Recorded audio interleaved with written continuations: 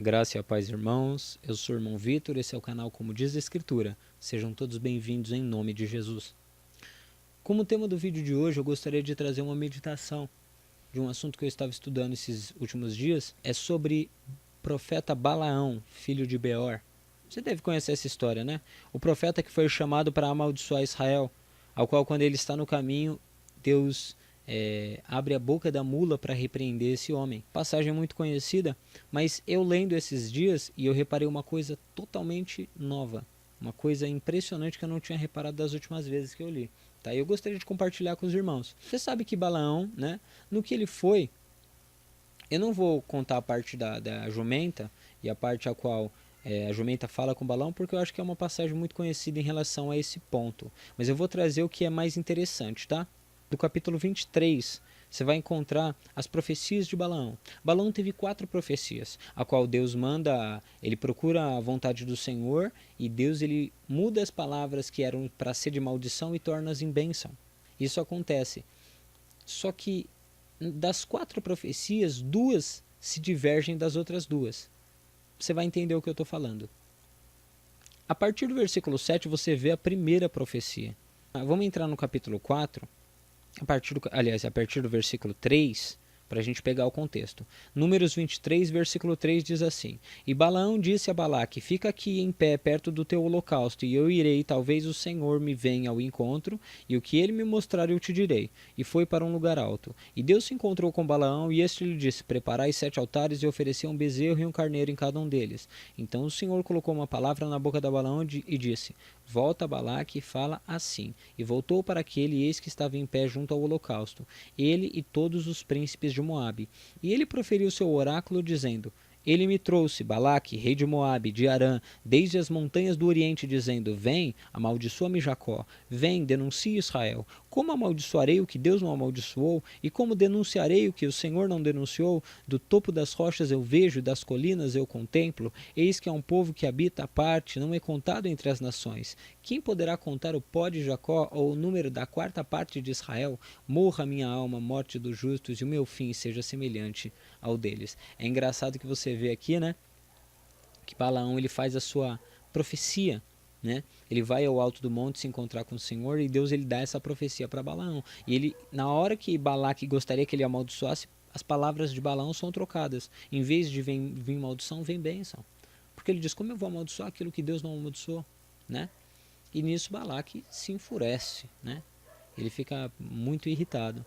Mas eles falam: vamos para outro monte tentar novamente. Quem sabe o Senhor se agrada com o sacrifício e deixa amaldiçoar Israel. E aí tem a segunda profecia de Balaão, né? Verso 18 diz assim: E Balaão proferiu seu oráculo, dizendo: Levanta-te, Balaque, e ouve, escuta-me, filho de Zippor. Deus não é homem para que minta, nem filho do homem para que se arrependa. Tendo ele dito, não fará, ou tendo falado, não cumprirá? Eis que recebi ordem de abençoar, e ele abençoou, e eu não posso mudar isso.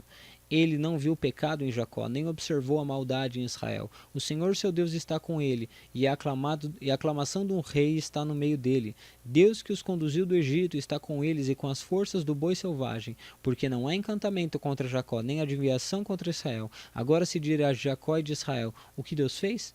Eis que um povo se levanta como uma leoa e se ergue como um leão, não se deitará até devorar a presa e até beber o sangue dos que foram mortos. Você vê que de novo ele fala: Deus não é homem para que minta, nem filho do homem para que se arrependa. Tendo ele dito, não cumprirá. Você vê que ele abençoou Israel novamente, né? Novamente ele abençoou Israel. Ele fez a mesma coisa, subiu no monte, pediu direção de Deus, Deus deu essa palavra, e ele desceu e falou para Balaque que Deus abençoou o povo. E não tem como amaldiçoar uma coisa que Deus abençoou, não é verdade?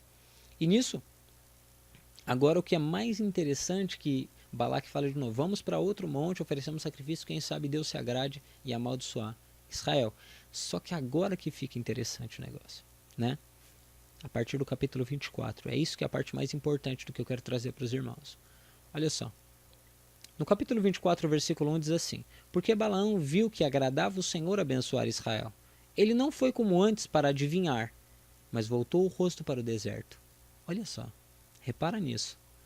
E Balaão levantou seus olhos e viu que Israel se achava acampado de acordo com as suas tribos, e o Espírito de Deus veio sobre ele. Olha só, O Espírito de Deus pousou sobre Balaão. O que será que ele vai falar daqui para frente? Vamos acompanhar aqui agora. A partir do versículo 3. E ele proferiu seu oráculo e disse: Balaão, filho de Beor, fala o homem que tem olhos abertos, fala. Fala aquele que ouve as palavras de Deus, aquele que vê a visão do Todo-Poderoso. Ele cai, mas os seus olhos estão abertos. Você vê que agora ele já está com uma autoridade totalmente diferente. Balaão está falando numa entonação totalmente diferente. Ele fala, agora fala o homem que tem os olhos abertos, né? E vê a visão do Todo-Poderoso. Olha só o que ele diz.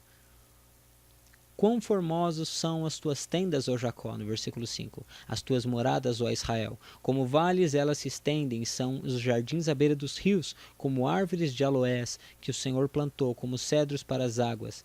As águas fluirão de seus baldes, e a sua semente estará em muitas águas. Olha, lembra de Apocalipse? Que muitas águas são povos, tribos, línguas e nações? A semente de Israel, que é a semente da salvação, estaria em muitas águas. A porta da salvação em muitas águas, que é muitos povos. E seu rei, que é Cristo, olha só, se levará muito mais do que Agag, e seu reino será enaltecido. Ele está profetizando de Cristo lá no comecinho, logo depois da saída dos israelitas do Egito. Um homem que é considerado um falso profeta, ele profetiza através do Espírito de Deus sobre a vinda de Cristo, olha só. Falando que o rei de Israel se elevará muito mais do que Agag, e o seu reino será enaltecido. Deus é quem tirou do Egito, sua força é como do boi selvagem. Ele devorará o povo, seu inimigo, e quebrará os seus ossos, e atravessará com setas. Né? Agora o que é interessante, Balaque, na hora que tem essa terceira profecia, ele fica totalmente revoltado. E ele fala, é o seguinte, pode ir embora, eu chamei você para abençoar, e você está para amaldiçoar, e você está abençoando. Então volta para sua terra, tá bom? E você não vai poder receber aquelas coisas que eu queria te dar. Aí é engraçado que no versículo 14, mesmo indo embora, ele fala, tudo bem, eu vou embora. Mas eu vou mandar a última mensagem do Senhor, que é a quarta profecia de Balaão, né? No versículo 14, olha só. E agora eu irei ao meu povo, vem, te farei saber o que este povo fará ao teu povo nos dias vindouros. O que ele quis dizer? Ele fala, vem comigo, e eu vou te mostrar o que Israel vai fazer contra o seu povo nos últimos dias, né?